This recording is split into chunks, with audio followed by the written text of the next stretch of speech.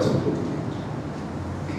Maknanya sebelum itu, sebelum berlakunya Intifada, saya sebut tahun 1987 itu adalah satu tarikh ataupun tahun yang cukup penting, kerana pada tahun tersebutlah berlakunya Intifada, sehingga hari ini Intifada menjadi sebahagian daripada bahasa Melayu, iaitu kebangkitan.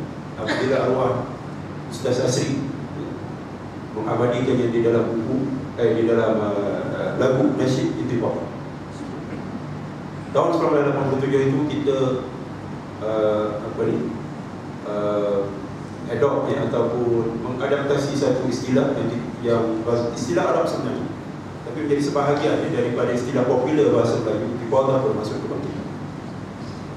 Sebelum Intifada, bahasa yang wujud di antara Palestin dan Israel adalah bahasa peperangan.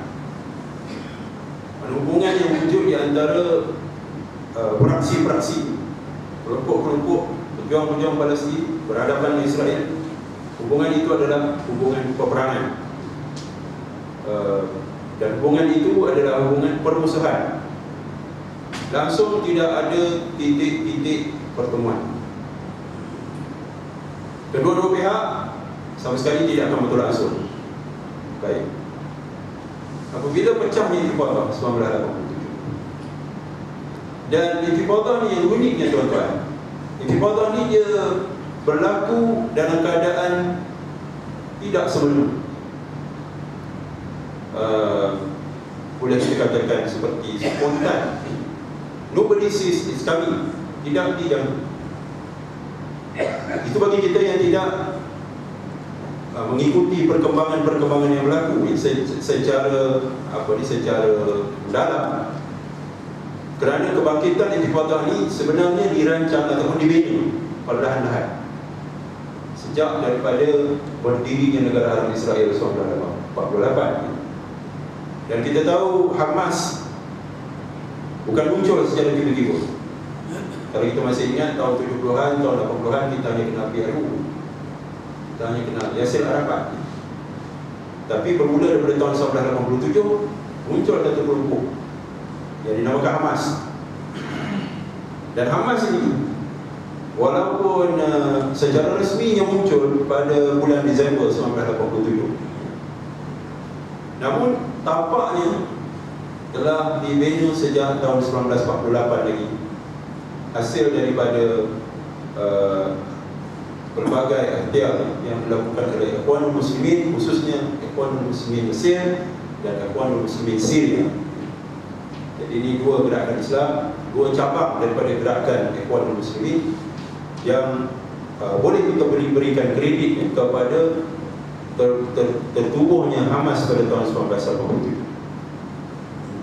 Jadi dia bukan satu gerakan yang muncul secara tiba-tiba, tapi dia lahir melalui satu proses pembinaan tarbiyah yang berterusan dan bersistematik melalui satu manhaj yang emas.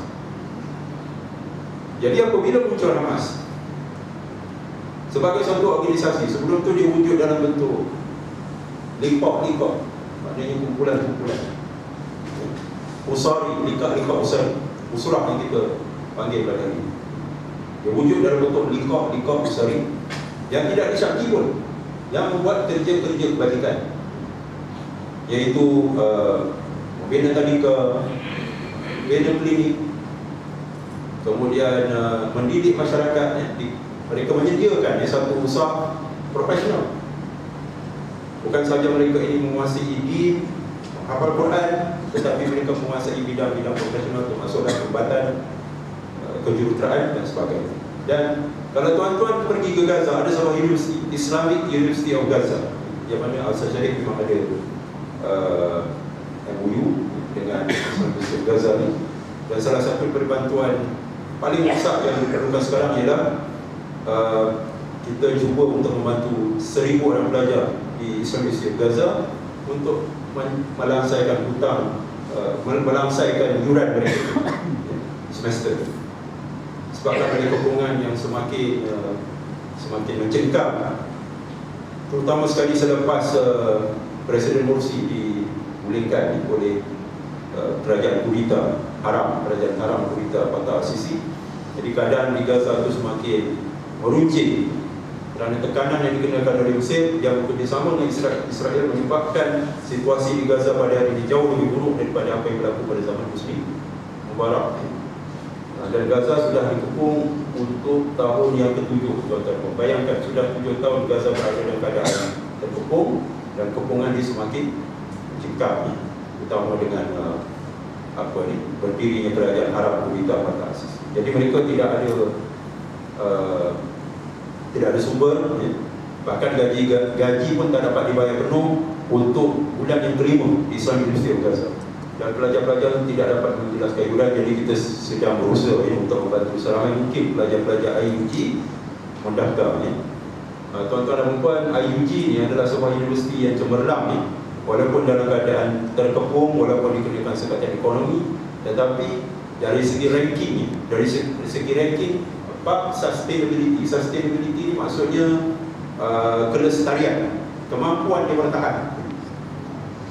Dia yang merupakan universiti yang terkemuka di dunia Arab berdasarkan kepada ranking.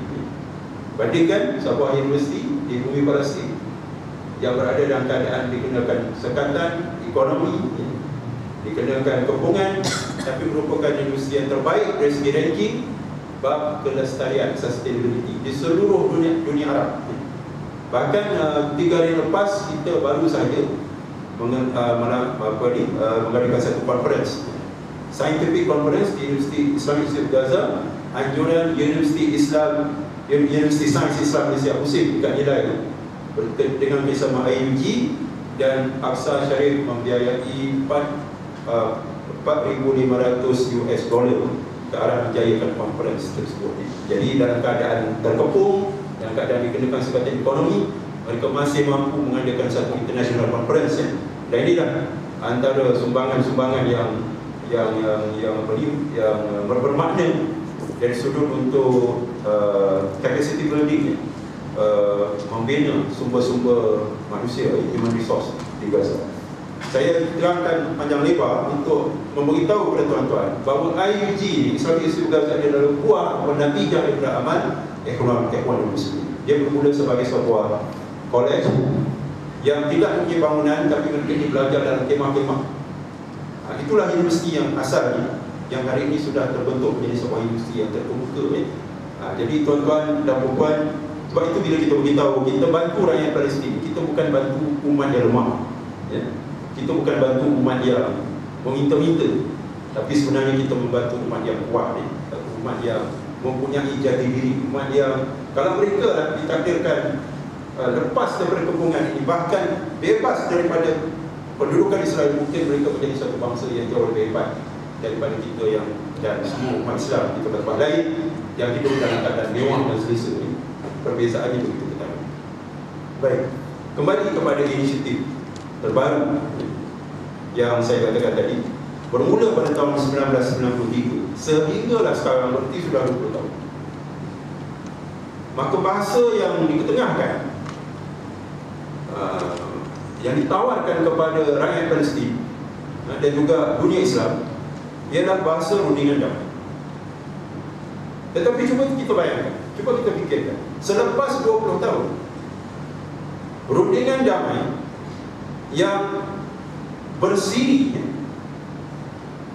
sebanyak 15 attempt ataupun cubaan untuk melakukan rundingan damai ini berakhir dengan kegagalan. 15 kali itu, 15 kali berunding, dan setiap kali berunding pihak Palestin berada di pihak yang dirugikan.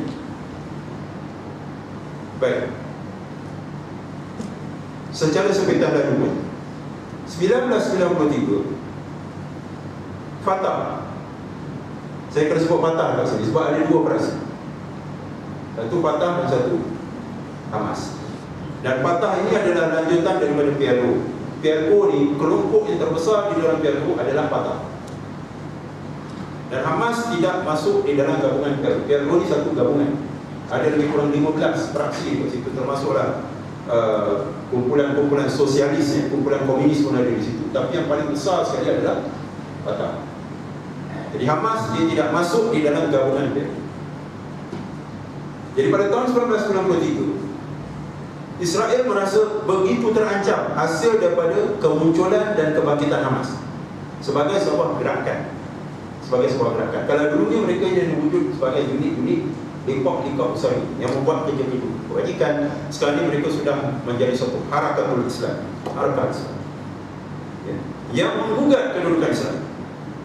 Apakah selama ini PLO tidak menggugat Israel? Ya. PLO menggugat Israel, tetapi dalam ruang yang terbatas. Kenapa saya katakan terbatas? Sebab perjuangan PLO bukan berteraskan Islam. Perjuangan PLO berteraskan nasionalisme Palestin. Jadi istilah jihad itu memang tidak pernah dikenal. Kita bercakap dalam bahasa perjuangan pembebasan Palestin, tapi kita tidak pernah bercakap dengan nada jihad.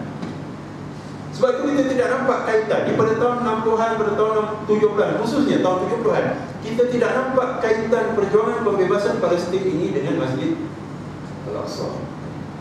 Tahun-tahun terakhir ini saja, tuan-tuan, di mana perjuangan Palestin ini digarap oleh seluruh dunia Islam, bahkan oleh seluruh masyarakat antarabangsa, kerana dia sudah mengambil bentuk jihad. Bahkan apabila Hamas muncul pada tahun 1987, seruan-seruan jihad itu berkumandang daripada mimbar-mimbar masjid. Jadi itulah yang menyebabkan Israel merasa amat tergugat. Kalau dulu mereka merasa mereka merasakan ancaman-ancaman yang datang daripada Mesir, Gamal Abdul Nasir khususnya, adalah ancaman-ancaman yang boleh dipatahkan dengan begitu mudah. Kerana perjuangan Gamal Abdul Nasir ini adalah perjuangan berteraskan sosialis Arab yang mengambil bentuk Nasserisme, dipanggil Nasserism, tetapi suatu yang berbentuk sosialis. Walaupun ancaman-ancaman daripada Allahyarham Gamal Abdul Nasir ini begitu mengancam, seperti kita akan hapuskan Israel daripada muka bumi, Israel merasa tidak tergugat. Kerana apa? Kerana perjuangan ini bukan berteraskan Islam. Jadi dilihat dekat situ, satu perjuangan yang berteraskan kebangsaan Soviet selama-lamanya tidak akan mencapai matlamat. Sebab matlamatnya itu begitu sempit.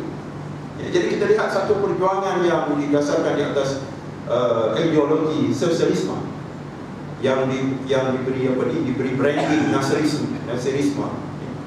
Kemudian semakin mengecil daripada perjuangan Arab menjadi perjuangan Palestin. Kemudian perjuangan Palestin itu semakin mengecil menjadi perjuangan PLO. Akhirnya tertumpu pada satu individu bernama Yasser Arafat. Jadi kita lihat perjuangan ini tak kemana. Tidak kemana, dan kita tak nampak ada tujuannya, sehinggalah munculnya elemen jihad, elemen harakah Islam yang dibawa oleh Hamas. Jadi Israel merasa tergugat. Nah, berhadapan dengan dua kelompok, satu Hamas, satu Fatah. Yang satu berjuang atas teras kebangsaan Palestin, yang satu berjuang atas teras jihad. Maka Israel kena memilih. Sebab sekiranya Israel berhadapan dengan Hamas, mereka tahu dia years number. Tahun-tahun mereka semakin boleh dihitung. Dia years number. Maknanya ajal menanti bagi Israel dalam tempoh yang dekat. Bahkan tuan-tuan, ini tidak lagi menjadi rahsia, ya. Sebab CIA di dalam satu penyelidikannya, dan kertas penyelidikan ini terlepas ke pengetahuan umum, bahawa Israel tidak dapat bertahan lebih daripada 20 tahun, dan kajian penyelidikan ini dibuat pada tahun 2009. Ya. Berarti insyaAllah kalaulah kita tetap istiqamah, dan ini yang penting saya nak sebut pada malam ini, perancangan-perancangan yang begitu halus sedang dirancang oleh Israel, kerana mereka tahu hayat mereka sudah tamat, sudah sampai ke penghujung. Jadi mereka perlu melakukan sesuatu yang drastis untuk melanjutkan usia Israel. Kerana CIA sendiri, iaitu Special Branch atau cawangan khas Amerika, sendiri sudah membuat suatu rumusan bahawa Israel tidak mungkin bertahan lebih daripada 20 tahun. Dan ingat, kajian ini buat pada tahun 2009. Berarti kalau unjuran ini betul, tempoh Israel wujud atas muka bumi tinggal 15 tahun saja lagi. Dan tuan-tuan tahu apa komen Henry Kissinger? Henry Kissinger ni adalah bekas Secretary of State yang terkenal sebab dialah yang banyak menjadi broker ataupun menjadi orang tengah kepada usaha-usaha perdamaian di antara Mesir khususnya dan Israel. Di mana beliau mengatakan 20 tahun tak mungkin dia. 5 tahun pun sudah untung dia. Maknanya Israel kalau wujud 5 tahun selepas 2009 pun itu pun sudah untung. Jadi dapat kata yang lain, 2014 ini adalah tahun di mana Israel akan luput di atas muka bumi. Tak apalah, kita bagi tempoh. Tapi saya nak beritahu tuan-tuan, kalau kita istiqamah insya-Allah, kalau kita istiqamah dan sah umat Islam ini dapat disatukan, insya-Allah dalam hayat kita, terutama anak-anak kita, generasi muda, boleh masuk ke bumi Palestin dan semayang di dalam Masjid Al-Aqsa sebagai orang yang mulia, bukan sebagai orang yang hina di depan tentera Israel, tetapi orang yang masuk dengan penuh kemuliaan, yang hanya tunduk kepada Allah Subhanahu Wa Taala. InsyaAllah sama-sama kita doakan. Jadi kita memahami isu ini begitu pentingnya. Apabila Israel berhadapan dengan keadaan seperti ini, dia tak ada pilihan, dia terpaksa mencari peace partner. Atau peace partner ni apa? Sekutu rundingan damai. Berhadapan dengan Hamas dan Fatah, agak-agaknya lagi. Siapakah yang menjadi pilihan Israel? Sudah tentu dia akan memilih kelompok fraksi yang berjuang atas dasar kebangsaan. Dan nak menjadikan Hamas sebagai sekutu tak mungkin. Sebab Hamas sama sekali tidak akan berkompromi dalam soal-soal perjuangan. Tidak ada kompromi. Dan terbukti sehingga hari ini Hamas tidak berkompromi sama sekali. Jadi bagaimana untuk membentuk rakan rundingan damai ini, ataupun kita panggil peace partner lah sebenarnya. Peace partner. Macam mana nak mewujudkan peace partner di antara Israel dan Fatah? Berikan beberapa tawaran. Apa tawarannya? Menjanjikan negara Palestin yang merdeka. Ya. Jadi Israel menjanjikan kepada Fatah, kalau kita berunding, ya, kalau kita mencapai kata sepakat, maka kami akan menjanjikan sebuah negara Palestin yang berdaulat. Tuan-tuan, apa yang dimaksudkan dengan negara Palestin yang berdaulat? Negara Palestin yang berdaulat, saya tak dapat nak tunjuk betul, tapi saya nak kita bayangkan mudah. Palestin ini terbagi kepada dua. Di sebelah baratnya adalah Gaza. Dan Gaza ini satu strip, satu jalur wilayah yang sangat kecil. Panjangnya 40 km, paling lebar 12 km. Tapi kebanyakan daripada sepanjang sepadan itu 7 km. 12 km itu yang paling lebar. Cuba kita bayangkan satu jalur wilayah yang panjangnya 40 km, lebarnya 7 km. Itu satu bahagian daripada bumi Palestin. Satu lagi bahagian yang terpisah dari Gaza ini namanya tepi barat. Jauhnya Gaza ini daripada Baitul Maqdis, di mana Baitul Maqdis ini berada betul-betul di sempadan barat tepi barat, lebih kurang 60 km. Tetapi percayalah, penduduk Gaza seumur hidup mereka tak pernah pergi Masjid Al-Aqsa, tak pernah pergi. Umur dah 60, umur dah 70, tak pernah pergi Masjid Al-Aqsa. Walhal jarak antara Gaza ke Baitul Maqdis berapa? 60 km, kurang daripada itu. Kerana apa? Kerana mereka tidak mendapat laluan. Dan Gaza tepi barat ini terpisahkan oleh Israel. Baik. Jadi Gaza, kemudian tepi barat. Gaza dan tepi barat ini kalau kita campurkan luas kawasannya hanya 22% daripada bumi Palestin yang asal. Camkan itu 22% saja. Jadi bagi 78%. 78% di mana? Di mana letaknya? Itulah di Israel. Israel yang memisahkan Gaza dan tepi barat ini. Dan Israel ini berdiri pada tahun 1948. Apabila berlaku perang Arab Israel yang pertama. Kenapa perang ini tercetus? Kerana PBB membahagikan bumi Palestin ini kepada wilayah Arab dan wilayah Yahudi. berdasarkan satu resolusi, yaitu resolusi 181 1947. Jadi bumi Palestin itu dibagi dua. 55% dibagi pada Yahudi. Yahudi mana? Yahudi pendatang. Daripada mana? Pada Eropah. Sebab apa? Sebab mereka ini menjadi mangsa kepada kekejaman Hitler. Jadi disebabkan oleh mereka ini menjadi mangsa Holocaust, tahun-tahun Holocaust, pembunuhan beramai-ramai. Yang mana 6 juta Yahudi kononnya dibunuh secara kejam di camp concentration camp di seluruh Eropah. Bilangan kita tidak menafikan kekejaman ini berlaku. Memang kita tidak menafikan, tapi bilangan itu dipertikaikan. Sebab pada tahun 1940 tak mungkin ada 6 juta penduduk Yahudi di Eropah. Tapi dijadikan ini sebagai alasan untuk orang-orang Yahudi ini berpindah ke bumi Palestin dalam jumlah yang cukup besar, ratusan ribu, yang diluluskan oleh Britain dan kemudian oleh Amerika Syarikat. Okey.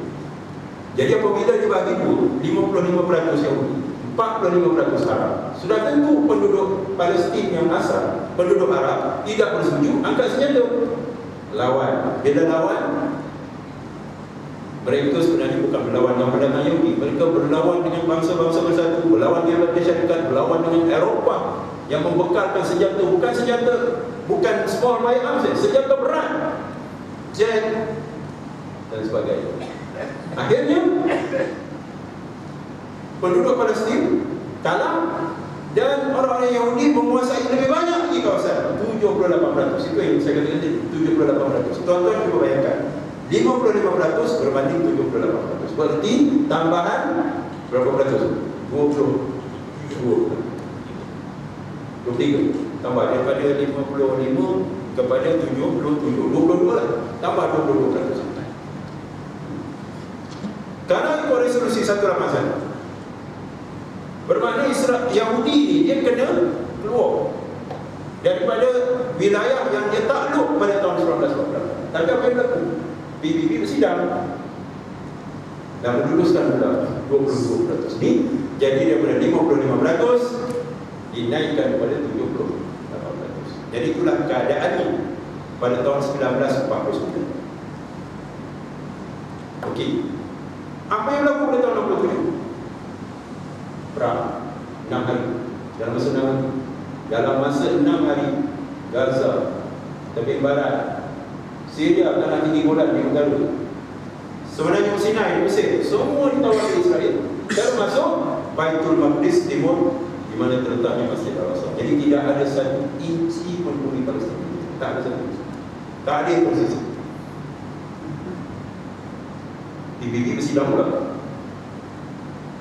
Bersidang dan luluskan pula resolusi 242. Resolusi 242 ni Israel mesti kembali ke sempadan.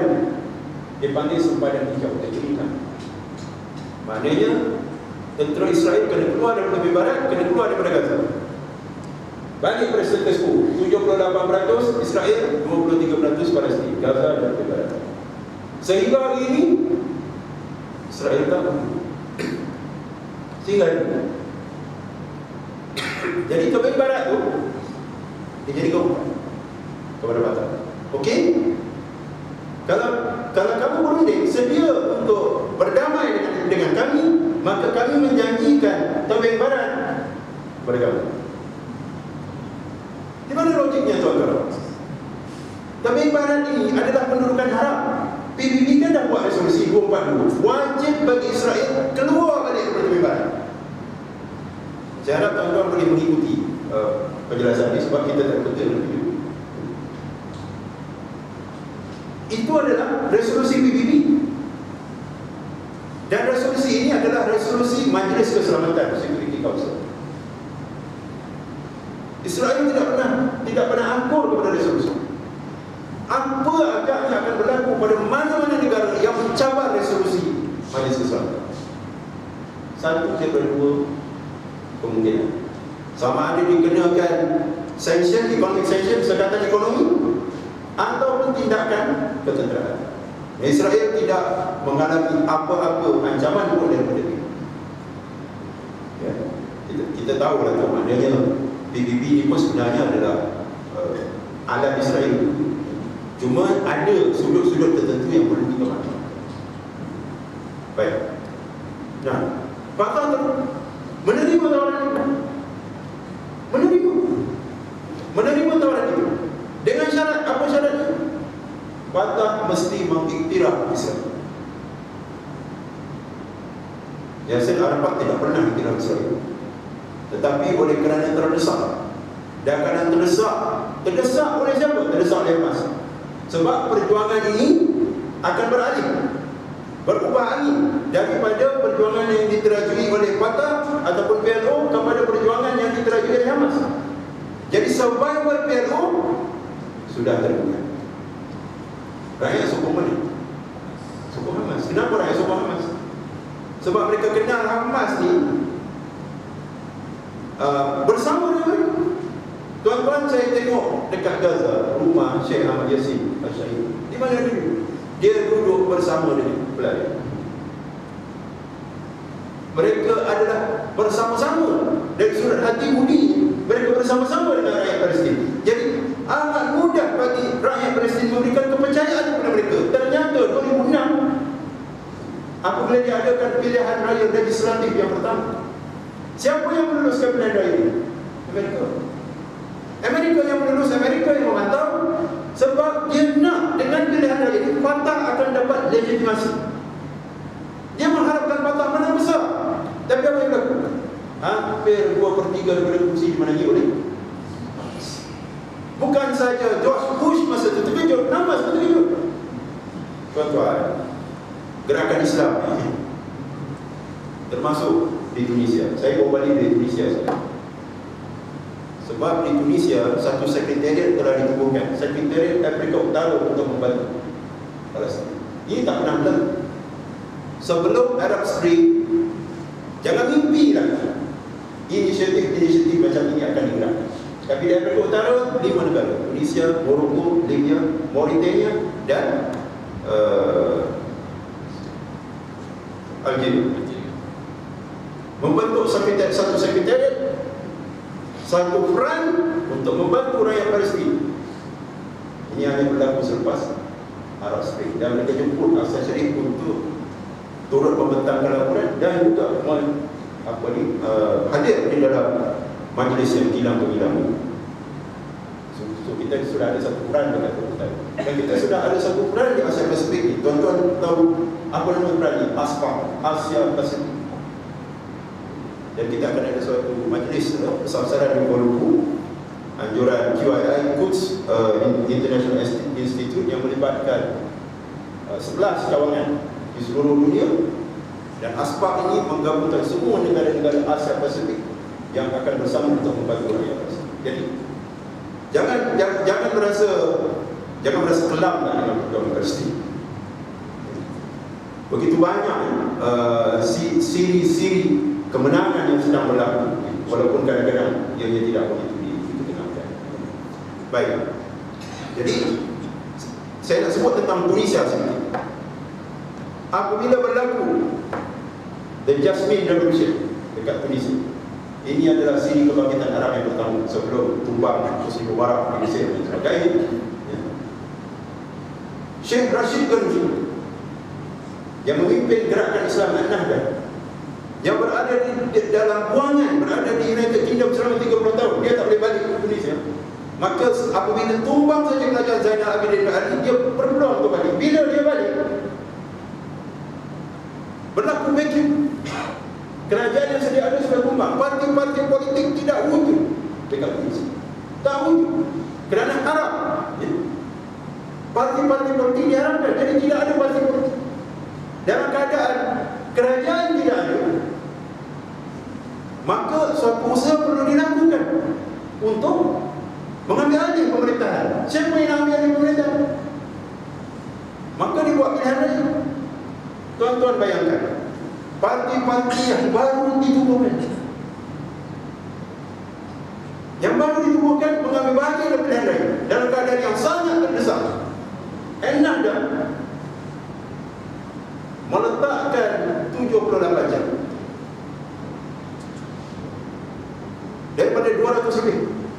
Kenapa Al-Nahdaf meletakkan calon yang jumlahnya hanya sekadar 70 gitu? Kenapa? Sebab Al-Nahdaf kalau boleh dia tidak mahu membentuk kerajaan. Dia tak menjadi sebahagian daripada kerajaan. Apa yang berlaku? Orang kenal Al-Nahdaf sejak 30 tahun dulu sebagai pejuang-pejuang yang ikhlas. Walaupun mereka tidak membentuk parti, tapi mereka ini wujud di tengah-tengah masyarakat, melakukan kerja-kerja kebajikan dan sebagainya. Apabila dia ada kepilihan lain, Al-Nahdaf menang hampir ke semua kursi yang dipertandingkan. Dan parti-parti lain 7, 20, 11. Dalam keadaan terpaksa Al-Nahdaf membentuk kerajaan. Bila dia bentuk kerajaan, apa yang berlaku? Dia jemput parti yang menang 20 kursi dengan 21 kursi ini membentuk kerajaan campuran. Tuan-tuan bayangkan, dia menang 78, dia jemput kursi. Kerajaan parti yang menang 20 kursi, menang 21 kursi. Dan dia lantik presiden daripada kalangan mereka. Tengok. Ini ada kehebatan Syekh Rashid Gharzi. Ini ada cerita yang tersendiri lah. Kalau saya cerita pasal Tunisia ni, nanti tak habis lah. Cerita Palestin mungkin lain kali saya boleh kongsi pengalaman-pengalaman memahami siasat syariah yang cukup menarik bila kita memerhatikan perkembangan-perkembangan di Tunisia. Saya nak beritahu dekat sini, Hamas itu mindset dia sama macam mana? Bukan untuk merebut kuasa, tetapi untuk bersama-sama dengan rakyat. Begitu juga ekonomi muslimin Mesir, begitu juga bersama-sama dengan rakyat untuk membentuk kerajaan. Tetapi oleh kerana nature mereka ini, tabiatnya gerakan Islam ini memang hidupnya untuk umat. Jadi apabila ruang dibutuh untuk pilihan raya, rakyat dengan sendirinya memberikan undinya kepada gerakan Islam. Jadi itu juga yang berlaku pada Hamas. Hamas membentuk kerajaan, membentuk kerajaan di Gaza dan juga membentuk kerajaan di Palestin. Tapi apa yang berlaku? Israel, apabila berlakunya persidangan yang pertama, persidangan parlimen yang pertama, Israel itu menangkap ahli-ahli parlimen Hamas. Ini yang berlaku pada tahun 2006. Lalu menyerahkannya beberapa tahun. Ini yang berlaku. Pengkhianatan, siri-siri pengkhianatan yang berlaku. Boleh juga berlaku di Mesir. Kan kita lihat bagaimana Presiden Rusia menang dalam pilihan presiden, ditumbangkan dengan cara-cara yang tidak demokrat. Jadi apabila Fatah ditawarkan 23% daripada bumi Palestin sebagai negara Palestin yang berdaulat, Fatah menerima dengan syarat Fatah mengiktiraf Israel. Bila Fatah iktiraf Israel, berarti 78% daripada bumi Palestin yang asal lenyap. Dari sudut legalnya, dari sudut undang-undangnya, ya, rakyat Palestin tidak boleh lagi menuntut 78% daripada bumi Palestin yang asal. Jadi mereka hanya memperjuangkan 23% sahaja daripada bumi Palestin yang tersisa, iaitu terbebas. Nah, kalaulah Israel menepati janji pada tahun 1993, salah satu daripada syarat yang ditetapkan ialah menjelang 5 tahun Israel akan keluar daripada terbebas.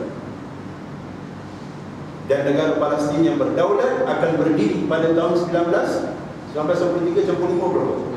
1998. Sekarang dah 2014. Israel tidak pernah berundur. Tepi barat masih lagi diduduki oleh Israel. Tuan-tuan, perjanjian Oslo ini disusuli dengan 15 perjanjian lain. Satu lepas satu. Apa yang berlaku? Tidak satu pun daripada syarat-syarat perjanjian damai tadi ini. Bahkan setiap kali berlaku perjanjian damai, Fatah akan dihianati. Bagaimana ini dihayati? Semakin banyak penempatan Yahudi didirikan yang jumlahnya sekarang sudah mencecah 400 blok, menempatkan lebih daripada 400,000 rakyat Israel. Jadi tuan-tuan boleh bayangkan tepi barat tu ada lebih kurang 400 daerah yang mana telah didirikan penempatan-penempatan haram Yahudi. Jadi mereka sudah membentuk satu reality on the ground yang menyebabkan mereka tidak boleh berundur, sebab tebing barat itu sudah menjadi sebahagian daripada Israel. Dan mereka terus memberikan janji demi janji kepada tuan-tuan. Jadi apa yang berlaku? Keadaan ini sudah berlanjutan selama 20 tahun. Kenapa Israel tidak mau keluar dari Afrika? Sebabnya ialah mereka menganggap tebing barat itu adalah negara Yahudi. Dan mereka merujuknya dengan dengan istilah-istilah Bani Israel. Kita menyebutnya sebagai tebing barat. Mereka menyebutnya sebagai Judea dan Samaria. Judea itu sebelah utara, Samaria itu sebelah selatan. Dan mereka dakwa ini adalah negara Yahudi yang asal semasa zaman Nabi-Nabi Bani Israel, Nabi Ilyasa, Nabi Daud, Nabi Sulaiman dan seterusnya. Jadi menjadikan sebahagian daripada doctrine of faith, article of faith. Jadi bagaimana mungkin mereka nak berundur?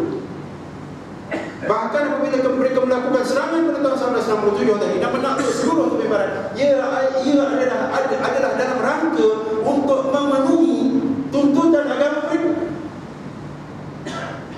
mengambil semula wilayah-wilayah yang mereka anggap dan mereka yakini dan mereka imani sebahagian daripada akidah mereka. Nah tuan-tuan, saya nak tanya, kalau mereka mempertahankan akidah mereka, kenapa kita tidak mempertahankan akidah mereka? Jadi dalam keadaan sedemikian, apakah jalan keluar kepada penyelesaian? Ya.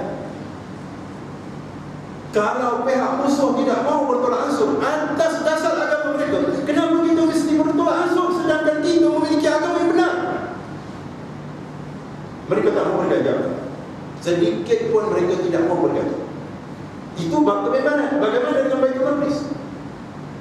Kalau mereka anggap Judea dan Samaria itu sebahagian daripada wilayah Bani Israel, menurut akidah mereka, mereka menganggap Baitul Maqdis sebagai ibu negara abadi. Kalau mereka tidak mungkin berundur daripada tebing barat, apakah mereka akan berundur daripada Baitul Maqdis yang mereka anggap ibu negara abadi? Berarti akan mereka pertahankan sampai kiamat. Apa pilihan yang berbeda? Jadi tuan-tuan, fahamlah kita hari ini kenapa Hamas degil. Degil untuk mempertahankan hak umat Islam, degil untuk mempertahankan akidah umat Islam.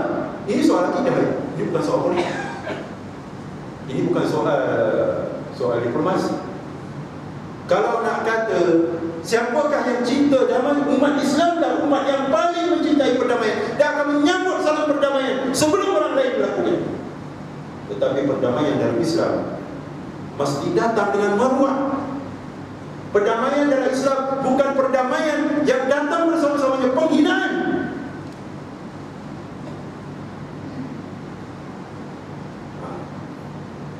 Jadi di sinilah keadaan menjadi semakin mendesak apabila John Kerry dilantik menjadi Secretary of State. Dia telah berikrar menjelang tamatnya tempoh pemerintahan Barack Obama. Ini term yang kedua, second term. Dia telah berikrar menjelang tamatnya tempoh pemerintahan Barack Obama, maka dia akan memastikan perdamaian di antara Palestin dan Israel tercapai. Itu tekadnya. Mereka semua sudah penat 20 tahun. 20 tahun merundingkan sesuatu yang tidak boleh dirundingkan. Negotiating the non-negotiable. Setiap kali berunding, mereka cuba merundingkan apa yang tak boleh dirundingkan. Apa yang tak boleh dirundingkan? Baitul Maqdis. Apa yang tak boleh dirundingkan? Tebing barat. Apa yang tak boleh dirundingkan? Hak rakyat Palestin itu ulang. Ni, yang kami nak masuk Syria, yang kami nak masuk Jordan, ini adalah pelarian Palestin 1948.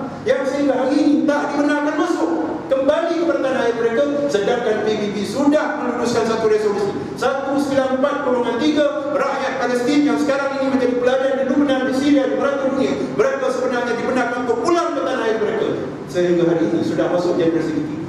Resolusi ini tidak pernah dilaksanakan, tidak pernah dihormati oleh Israel. Jadi tuan-tuan, sebab tu kadang-kadang kawan-kawan kita yang tak ada maklumat, apalah susah sangat nak berdamai tanpa mengetahui detail dia.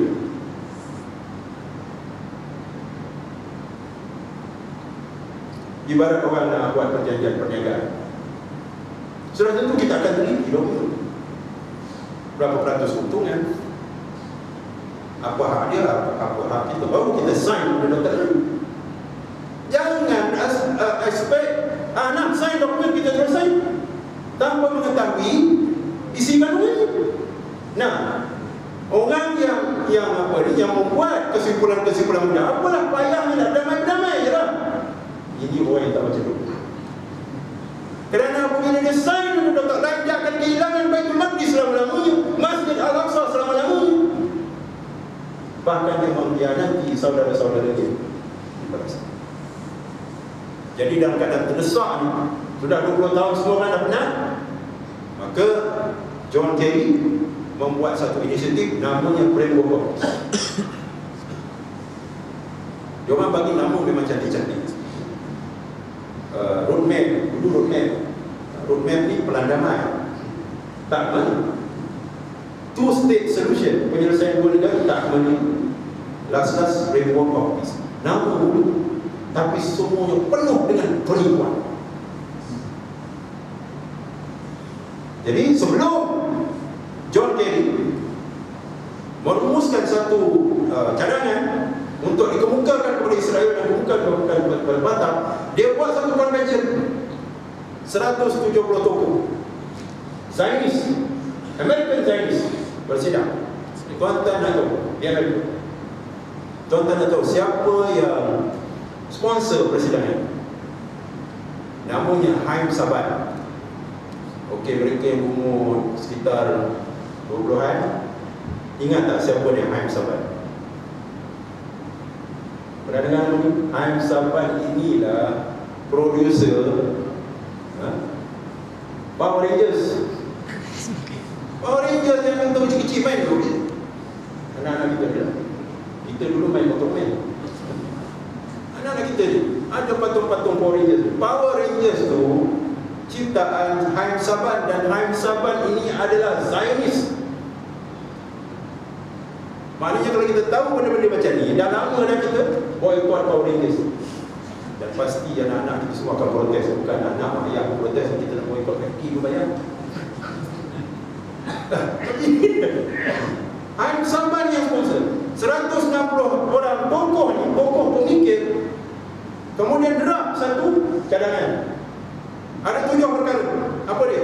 Yang pertama, syarat perdamaian yang munasabah. Syarat perdamaian munasabah. Yang pertama is Palestin mestilah menjadi sebuah negara tanpa tentera. Demilitarized. Saya nak tanya, ada mana-mana negara di dunia ni yang ada tentera? Yang tak ada tentera? Ada. Itu Johor tu pun ada tentera. Semua orang tahu. Luas dan luas. Saya dibesarkan di Johor, saya tahu tak? Tak ada tentera. Yang kedua, sempadan tebing barat dengan Jordan. Tebing barat ni yang memisahkan tebing barat dengan Jordan ni Sungai Jordan.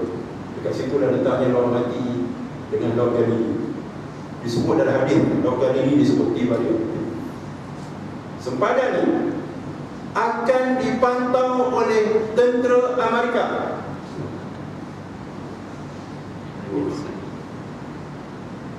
Yang ketiga, laluan-laluan, pintu-pintu masuk daripada Jordan nak masuk tebing barat akan dipantau secara bersama oleh Israel dan pihak berkuasa Palestin. Pintu-pintu masuk saja, tetapi sempadan itu akan dipantau oleh mereka. Dipantau dengan apa? Syarat yang keempat, mereka akan wujudkan early warning system. Apa dia early warning system dimasukkan? Drone. Tuan-tuan tahu ke drone?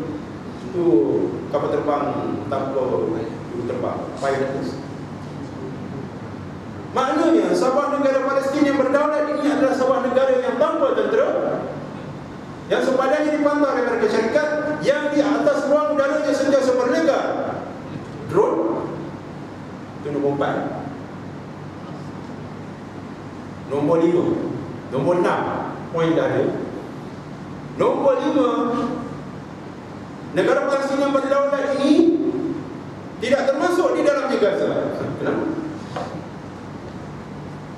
Dalam keadaan Gaza tak termasuk pun jadi masalah. Apatah lagi Gaza dah menjadi sebahagian dari Palestin. Duri dan lagi. Sebab Gaza ini degil. Dah 7 tahun kena kepung, masih tetap berdiri teguh dan membuktikan apa yang disebut oleh Nabi SAW. Mereka, isteri mereka, anak mereka, pembantu mereka tetap berada di dalam ribat. Ini hadis. Apa tu ribat?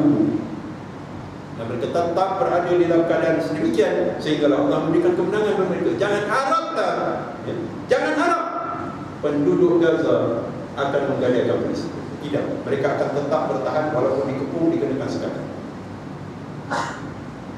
Kerana Nabi dah sebut, kecuali orang yang ikut Kasim Ahmad dah mungkin dia tak ada.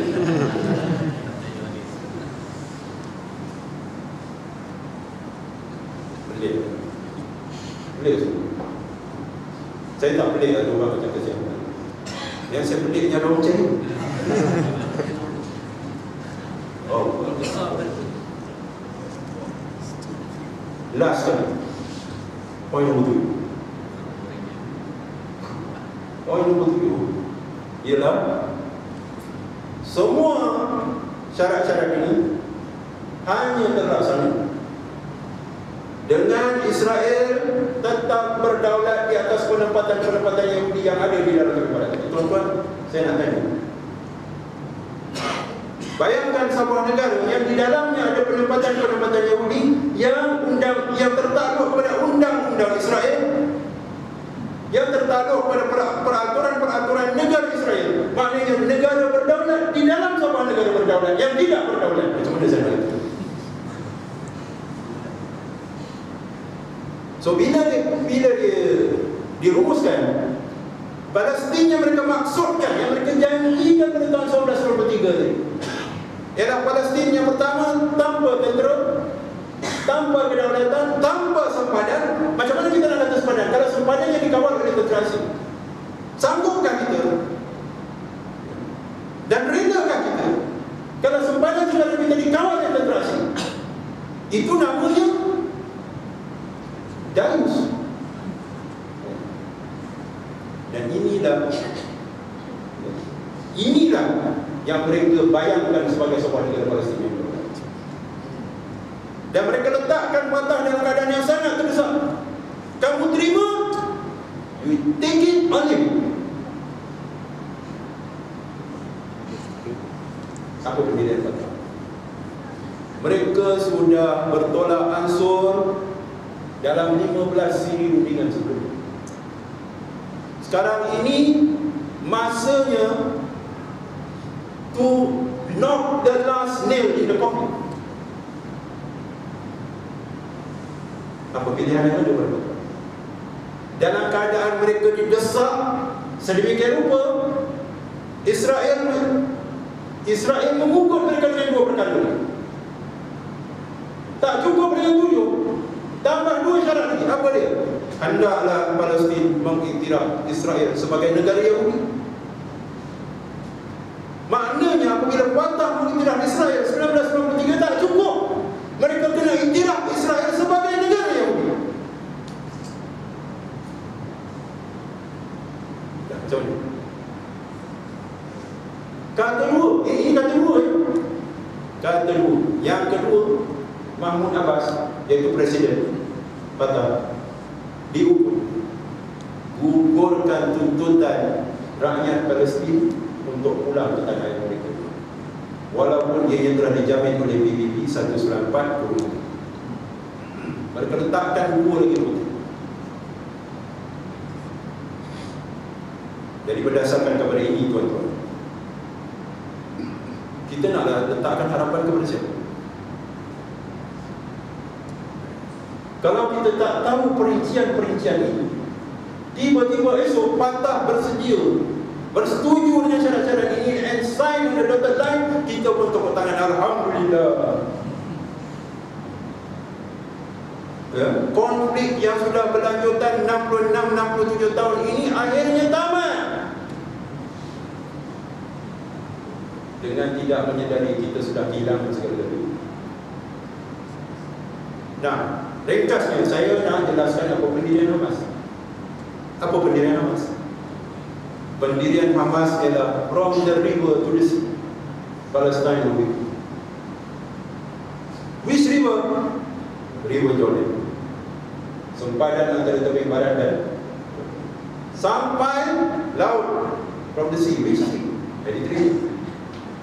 Berarti 100% daripada bumi Palestin akan dikembalikan, akan dibebaskan.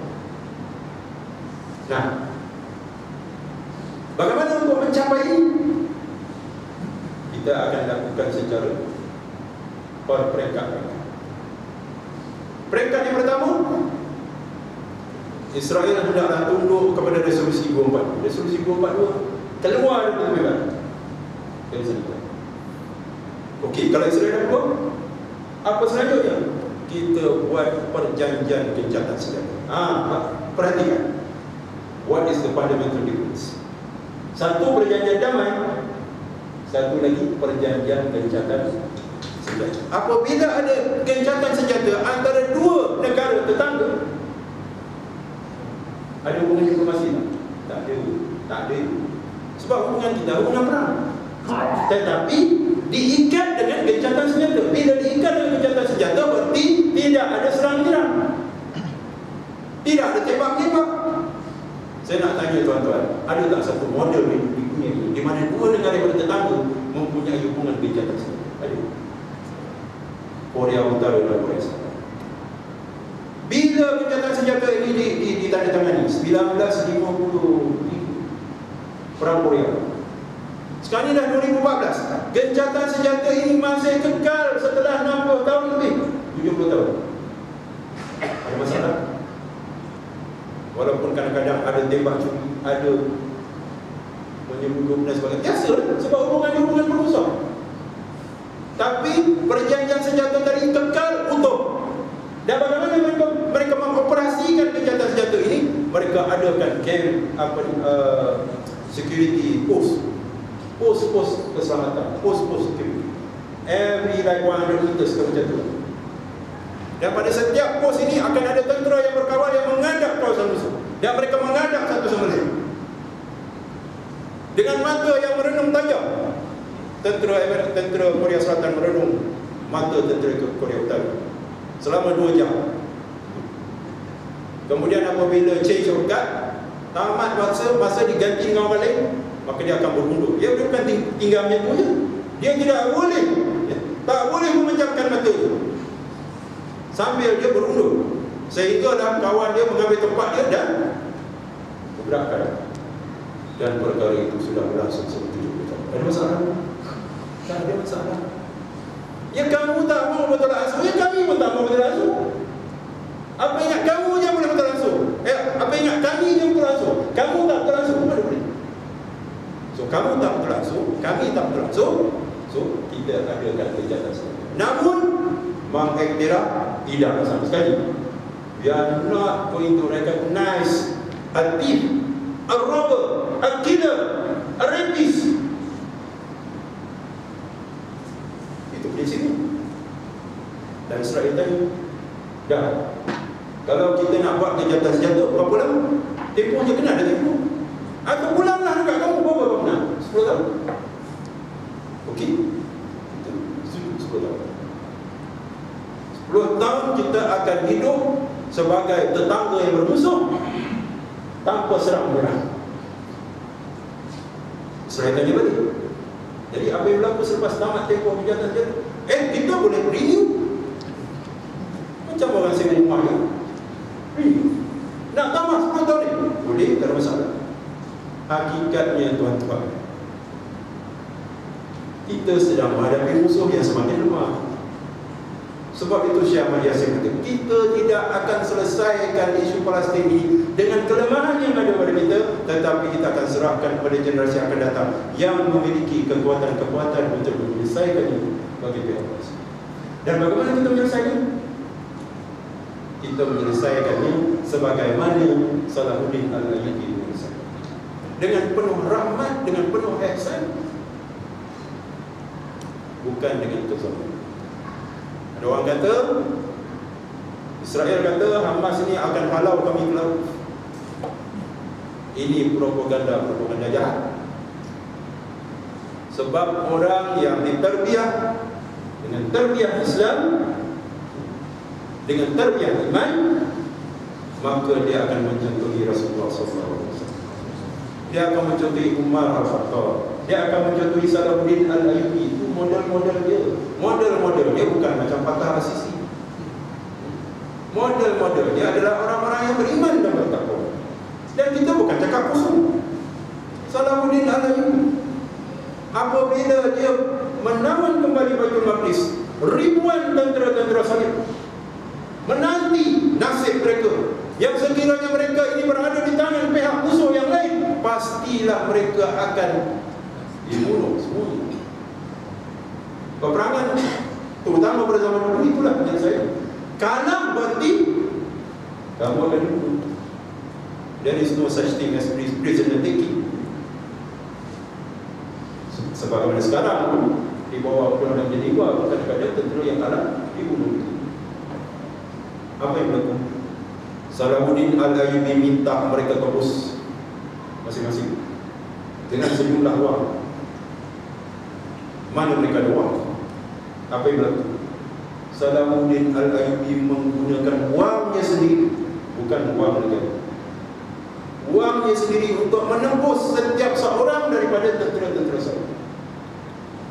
Wang daripada personal account, jumlahnya tidak banyak, tapi mereka tidak punya wang untuk tembus diri mereka. Tapi mereka semua ditembus oleh Salahuddin Al-Ayyubi. Kemudian Salahuddin Al-Ayyubi, untuk memastikan keselamatan mereka, Salahuddin Al-Ayyubi telah menghantar satu pasukan untuk mengiringi mereka keluar daripada Baitul Maqdis sampai ke sempadan Eropah, untuk memastikan mereka pulang dengan selamat.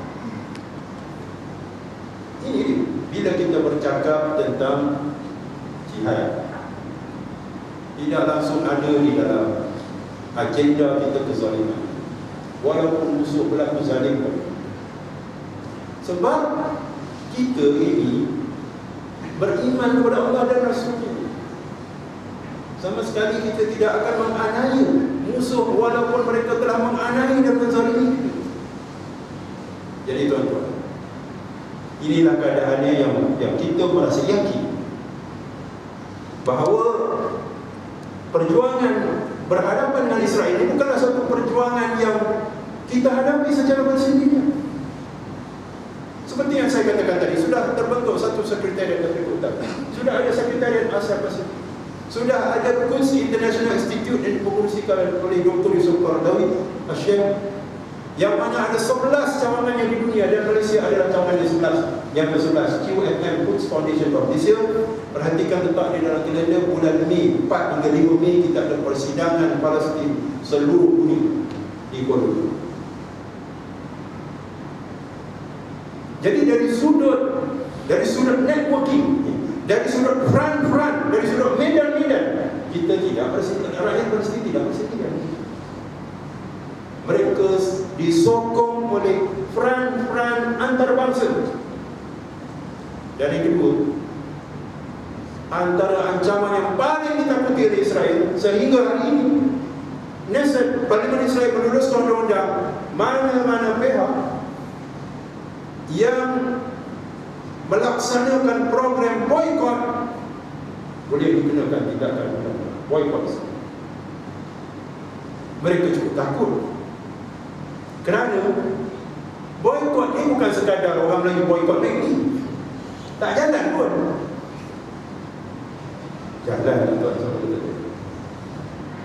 pengurusan tertinggi MACD datang ke pejabat asas syariah, berunding 3 lawan 1. Tuan-tuan perasan tak, tiba-tiba keluar iklan, saya Nasir pula yang datang jumpa saya.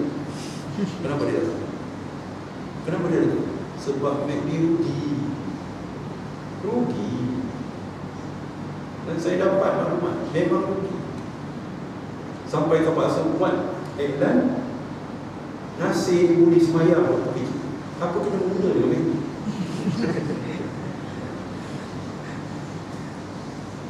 Ini maklumat eksklusif ni saya beritahu. Jangan kata boykot tak besar. Boykot besar. Biarlah orang tuduh saya dalam Facebook ni macam-macam sampai ke tahap Dajjal.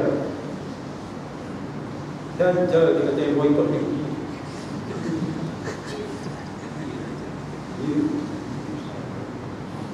Biasalah tuan-tuan. Asal garam. Jadi itu kecil sangat. Boykot MACD kecil. Boykot yang paling besar, boykot yang dilancarkan daripada Amerika Syarikat, daripada berita. Tuan-tuan nak tahu, iklan dekat PAS boykot Israel pada badan PAS iklan. Di beberapa kota raya besar, New York, Washington DC, Chicago. Kemudian billboard kita apa? Asia kan, Camry, Huawei. Billboard dekat US apa dia? Stop using our tax, stop using taxpayers' money to support Israel. Hentikan menggunakan duit cukai rakyat untuk jaya Israel. Dan boykot ini bukan saja boykot barangan, bukan saja boykot servis. Ireland Utara baru-baru ini melancarkan boykot akademik. 138 akademik pensyarah daripada pelbagai universiti boykot akademik Israel. Bermakna mereka tidak akan hadir konferensi yang dianjurkan Israel. Mereka tidak akan ada collaboration dengan mana-mana universiti Israel. Ireland Utara.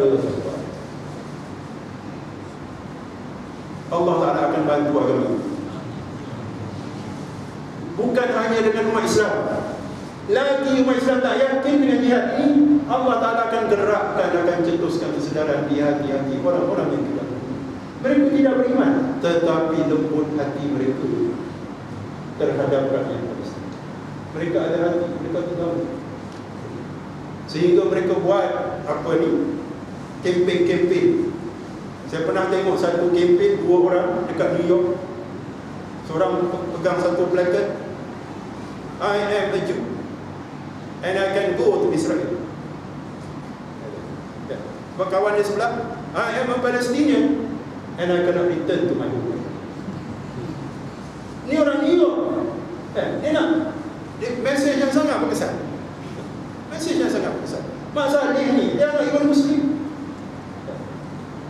Lepas tu terus gaduh lah. Orang tak nak boykot ke, kan orang nak beli ke, orang nak singgir ke. Jangan peduli, jalan terus. Sebab sekarang ni jihad untuk membebaskan Palestin sudah masuk year 5. Kalau dah masuk year 5, boleh break lah. Kalau nak break pun pelan-pelan. Kita bukan dia satu lagi. Enjin kasar, kita sudah cruising. Marilah bersama dengan kami itu. Kita tengah cruising. And we are going to hit the finishing line. Kalau Allah izinkan dalam ayat kita ni, kalau tak, anak-anak muda ni akan berhasil. Last kan. Yang ini sensitif, tapi saya kena cakap. Dalam keadaan terdesak, Israel sudah begitu terdesak, sehingga John Kerry paksa patah dengan syarat-syarat yang sangat tak munasabah, tak makan akal. Nah, Israel mengambil satu pendekatan soft approach. Apa dia? Religious tourism. Religious tourism. Dia telah membuka sempadan-sempadannya untuk dikunjungi oleh mereka-mereka yang hendak membuat lawatan-lawatan ziarah keagamaan. Sebab itu kita tengok kota bagi orang Kristian di Malaysia sudah dinaikkan pada tahun lepas. Church dibenarkan untuk menghantar bilangan yang sangat besar untuk masuk ke Israel, masuk ke Baitul Maqdis, menziarahi tempat-tempat suci. Dan yang lebih malang ialah kita umat Islam telah menganjurkan pakej-pakej lawatan ke Masjid Al-Aqsa. Bilangannya semakin bertambah. Tabung haji pun sudah buat pengumuman kita akan adakan pakej lawatan ke Masjid Al-Aqsa. Tuan-tuan, saya tak mau cakap bab hukum sebab Dr. Syed Yusuf Qaradawi telah melarang umat Islam untuk masuk ke Baitul Maqdis. Tapi cuba fikirkan, salah satu strategi Israel ialah normalization. Apa normalization ni? Dia negara paria. Negara paria, negara yang di boykot, seluruh dunia sudah boykot mereka. Jadi mereka nak pamerkan image yang friendly. Buka sempadan, silalah datang, welcome.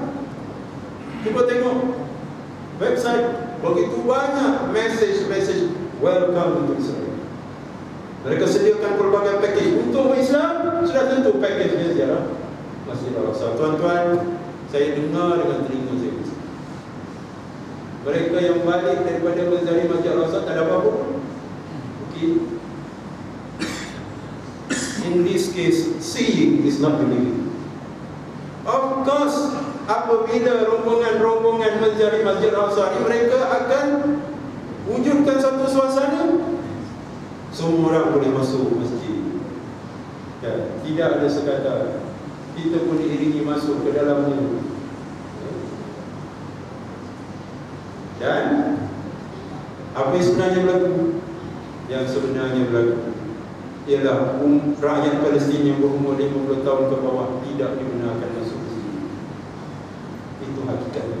Tapi apabila datang rombongan-rombongan ni, dia will put up a friendly face. Betul tuan-tuan, saya tak tahu nak cerita macam mana. Bila orang balik ke Masjid Al-Aqsa kata, okey, tak ada apa-apa. Tahu tak dia, separuh daripada penduduk Baitul Maqdis itu sudah diusir keluar. Rumah-rumah ini dirobohkan depan mata. Anak-anak menjerit-jerit meraung-raung bila rumah mereka dirobohkan di depan mata. Hari ini daripada 500,000 rakyat Palestin yang berada di sekitar masjid, di sekitar Baitul Maqdis, 250,000 sudah diusir keluar. Bagaimana mereka usir keluar? Mereka batalkan kerakyatan. Batalkan kerakyatan. Dekat sini dapat kerakyatan juga. Dekat sana kerakyatan yang dibatalkan. Please study the facts. Dan pendapatan Israel dari religious tourism ini meningkat dari tahun ke tahun. Dan bilangan jamaah Malaysia yang masuk ke Baitul Maqdis pada tahun lepas adalah 6,000. Dan menyumbang sekali kepada ekonomi Israel. Sabar. Kita akan masuk dengan penuh kemuliaan. Bukan masuk dengan penuh pemilik. Rasul dah sebut dah tentang kemuliaan Masjid Al-Aqsa ni, banyaknya pahala, besarnya pahala solat di Masjid Al-Aqsa, sehingga sahabat bertanya. Sebab di zaman sahabat mereka tidak berpeluang ke Masjid Al-Aqsa. Masjid Al-Aqsa hanya dibebaskan 5 tahun selepas Nabi wafat. Jadi Nabi bercakap tentang kelebihan Masjid Al-Aqsa, bercakap tentang imamnya. Wahai Shaddad bin Aus, dipanggil seorang sahabat, Shaddad bin Aus, kamu dengan izin Allah akan menjadi imamnya yang pertama di Masjid Al-Aqsa. Dan keadaan Masjid Al-Aqsa masih lagi berada di bawah pentadbiran Rom. Jadi sahabat terbayang-bayang, imamnya pun dah disiapkan.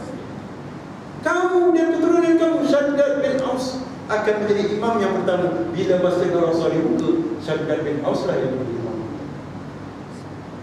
The prophecy was fulfilled.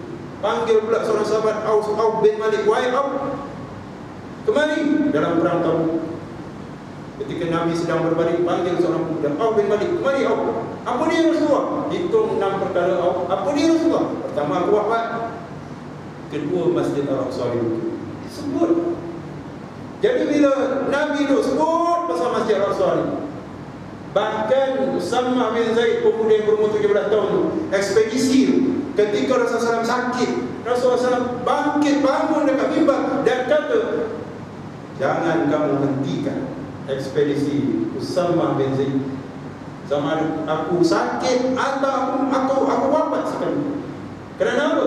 Kerana ekspedisi ini sangat penting, membuka laluan, membina pakatan-pakatan dengan kabilah-kabilah Arab yang semuanya bukan Islam, kebanyakan yang Kristian, bagi memudahkan perjalanan tentera muslimin bertempur dengan tentera-tentera Byzantine di Al-Nadain, di Yarmouk, di Mu'tah, dengan Parsi di Persia.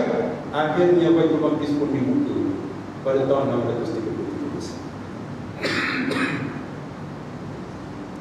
Itu. Jadi sahabat tanya, "Apa kewajipan kami ya Rasulullah? Dalam keadaan masjid itu mereka tak pernah lawat, tak pernah ziarah, masjid masih lagi dikuasai oleh tentera, oleh Empire Byzantine."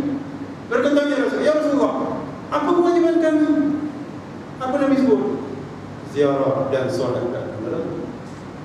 Dan macam mana nak ziarah? Macam mana nak solat? Masjid itu sendiri ditawan. Apa kata Rasulullah? Rasulullah tak berhenti setakat. "Dan sekiranya kamu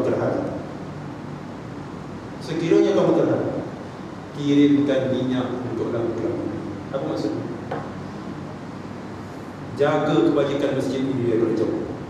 Bagaimana menjaga masjid daripada jauh? Wujudkan tawajilan. Kita sudah membiayai pelaga di sekitar masjid.